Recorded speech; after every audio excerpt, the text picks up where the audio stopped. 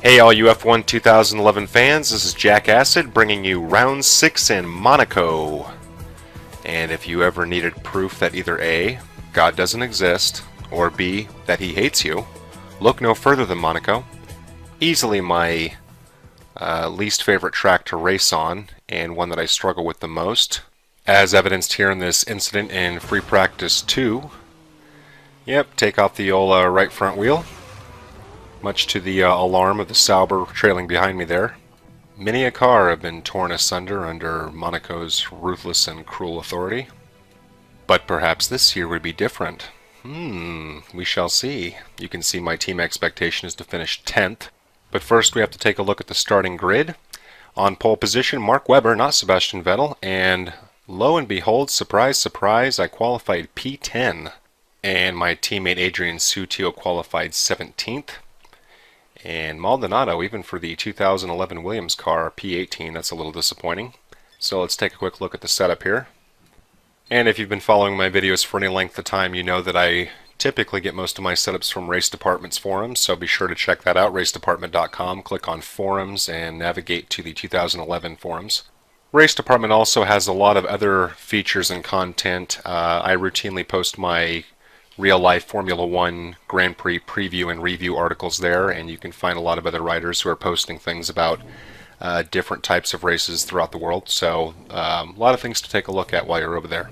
And you may have noticed just now that my option tires are 87%, and I am due to pit in lap 6. So we'll see how that plays out strategy-wise. Given that this is my first race using cockpit view here, pretty concerned about this first corner. Even being back just 10 positions, plenty of opportunities for things to go terribly, terribly wrong early. So we'll see if I'm able to avoid that.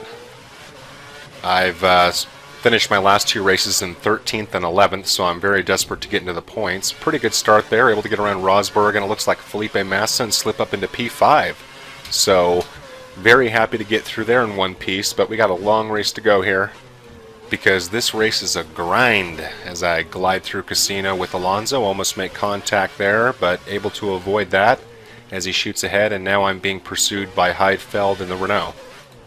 Down into the hairpin, which I finally feel comfortable with after many, many years of racing. Going to take a look at Alonso on the inside here. No, oh, Alonso makes contact with the wall, able to slip in front of him, and no contact there, clean overtake up to P4. Now chasing the German, Vettel through the tunnel here, see if I can catch up with him down into the chicane that I absolutely hate with a passion. And no, not able to get in front of Vettel, and Alonso right up behind me. Let's see if I can maintain pace with Vettel down into the start-finish straight. Very quick corners through here, of course, which I'm usually okay with, but sometimes I'll take out that cone, for example. And this corner in particular is another one that's taken me a long time to master for whatever reason. So you're never really out of the woods on Monaco. Until you get to here, it's like, okay, you've survived the lap. Everything before now is basically a crapshoot. So there we have lap 1, and very, very happy with the P4 start. And surprisingly, skipping all the way ahead here to lap 5, I'm still maintaining that lead, but Alonso in hot pursuit. And you can't actually see it here, but there's contact right there. I think I actually took off Alonso's front wing, or he took off his own wing, I should say. I basically was holding my line there, and Heidfeld was able to get ahead of him. Let's see if I can fend him off. He thought about the inside on the hairpin, but ended up deciding against it. And we'll see if I can pull away here at all through the tunnel. And yes, able to get a slight gap and maintain position. Basically, at this point, I can't believe how well things are going, which, of course, leads to lap 7. So here we are at the end of lap 6, coming into pit, and I turn my fuel mix down to lean just to conserve every little last drop of fuel. Looks like pit lane will be very busy here. So let's see how the team performs under pressure here. If we can get under 4.5, that's typically pretty good for this game, 4.2, so not a bad stop. The only problem now, of course, is that I have to go out on these completely cold tires, which is even more challenging in Monaco, a lot of understeer. So I will be sure to take advantage of this pit lane exit here, the only time you can really use that in the game, to make sure that I don't go wide and take off my front wing. So after my stop, I'm able to rejoin in P11. Let's see what happens as soon as the leaders come in. And I can't believe that I've had no contact with... oh, God. Well, up until that point, I had had no contact with the Monaco walls. So now my confidence is suddenly taken a little bit of a hit. But I'm consoled by the fact that it was only minor wing damage, so it's not something worth making another pit stop for. That, however, was more contact with my front wing. Another incident with Alonso. He and I have had problems the entire race.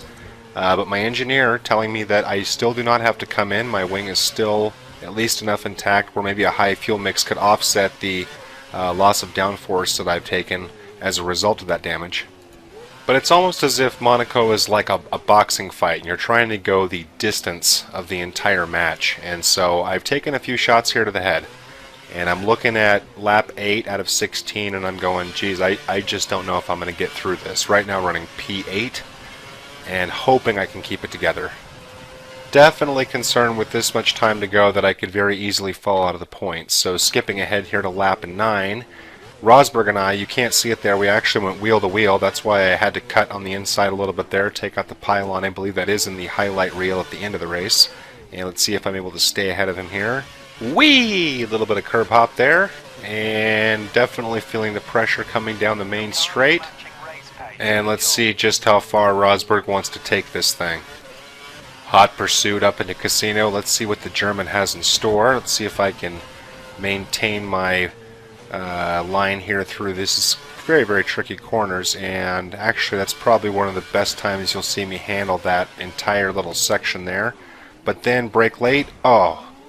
That hurt. No damage done to my wing, but it doesn't make a difference. Rosberg able to pick up the spoils and get ahead of me, and chasing him now around the hairpin. The tunnel's going to be my only opportunity, or that very well could be the end of P8 for this race. I have not raced well under pressure so far in this season. It's something I'd like to improve on as the season goes on, but let's see what we can do here. Very, very bold move on the inside and able to brake to get around the chicane. Very clean overtake. Even get the acknowledgement from the engineer, so at this point I'm feeling all proud of myself. Let's see if I'm able to stay ahead now. Again, coming up to the end of lap 10, that leaves 6 laps to go, which is pretty much like an eternity in Monaco. At least it is for me. Oh, Rosberg gets a look on the inside, but he does not take advantage of it. And able to be back into P8 by the time we get back around the circuit. So very, very entertaining little duel there for me and Rosberg. But of course the inevitable happens, and a decision must be made. Yeah, there she blows. Finally get enough wing damage that my engineer suggests that I come in, but you'll notice that I'm still running P8, and I'm at the end of lap 11. A second pit stop on a 20% race is basically the kiss of death, and given how difficult it is to pass in Monaco, I am going to opt to take my chances with nursing the car around, but there's a lot of understeer, and you can see that right here. Almost let Rosberg in front of me, but I'm able to stay ahead of him, and it's going to be a very, very difficult challenge. Serious white-knuckle intensity to get this car home, maintaining this position. Let's see what happens. And coming down to this corner here is very, very easy to go just a little bit wide, especially with a damaged wing, but I take it extra careful. Again, I'm not too worried about slowing up traffic behind me as long as I can stay ahead. Rosberg, oh, more contact with a wall, but do not puncture a tire, just a little bit of clang. And Rosberg not able to get ahead of me. And wait a second, where is Rosberg? Holy cow. Something must have happened back at the hairpin. I did make contact with the wall, but to my knowledge made no contact with Rosberg, but obviously there was some sort of incident there, possibly a spin, and the entire field has been held up, which could really go a long way to ensuring that I stay on the points as long as I can keep it online.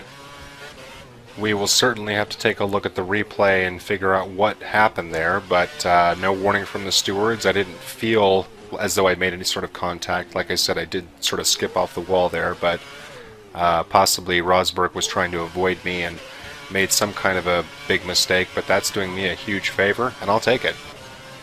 And in the end, that would be the story of the race, as I'm able to maintain P8 with the broken wing, going very, very slow around these corners. My tires are falling off very badly now. I've got Kobayashi riding me all the way to the finish line, but it will be too little too late.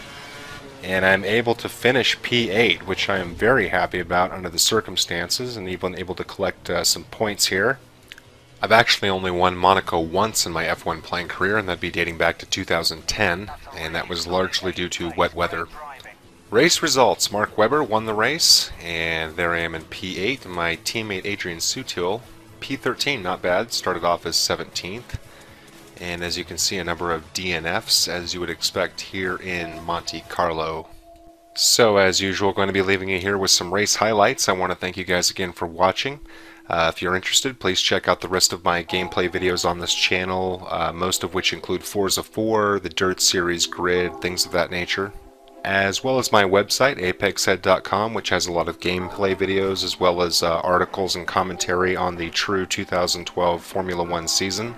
And as for the next episode, it will be our first race in North America for the season, the Canadian Grand Prix in Montreal, which is a circuit that I typically do well at and enjoy, so hopefully I'll be able to start inching closer and closer to my first season victory, but I shall not count my chickens before they hatch. We'll have to wait and see how it goes. So thanks again, everybody, and I'll see you next time.